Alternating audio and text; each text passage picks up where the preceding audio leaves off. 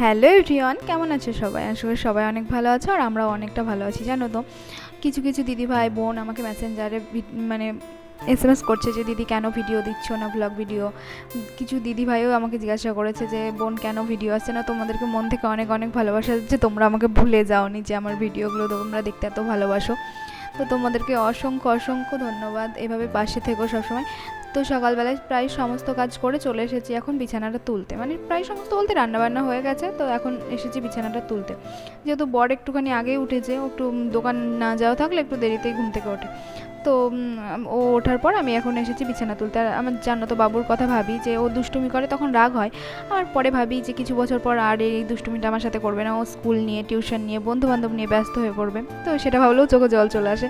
তো যাই হোক, দেখতে পাচ্ছ বিছানা তোলা হয়েছে কিনা হয়নি, ওনার দুষ্টুমি শুরু হয়ে গেছে। তারপরে আমি আমার বরকে করে দিলাম গরম গরম চা আর বিস্কুটও আবার থ্যাংক ইউ বলছে। তারপরে আমার ঘরটা মুছতে ছিল, ঘরটা মুছে আমি আমার জন্য নিজের জন্য বানিয়ে নিয়েছিলাম এক কাপ লস্যি।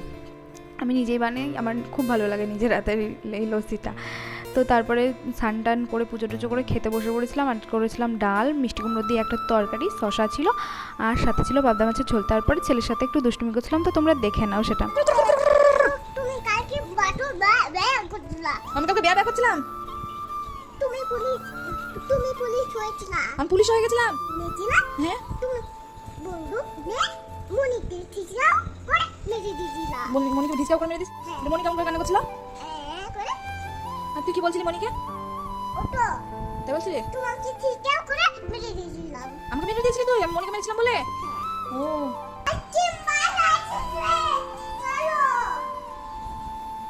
তারপরে ছেলের আবদারে আইসক্রিম কেনা হলো। ব্যাপারটা কি কেমন হয়ে গেল বলো তো, সেই জামাই এসেছে মাংস রান্না করবো, মানে জামাইয়ের নাম সবাই কাম, ওরকম ছেলের নাম আমাদের মানে খাওয়া, সেরকম ওর নাম করে নিলেও ও খায়নি, আমরাই খেয়েছি।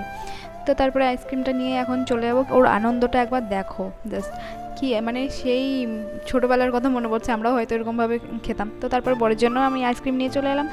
তো আজকে মিনি ব্লগটা এতটুকুনি, কেমন লাগলো তোমাদের জানিও, আর পাশে থেকো।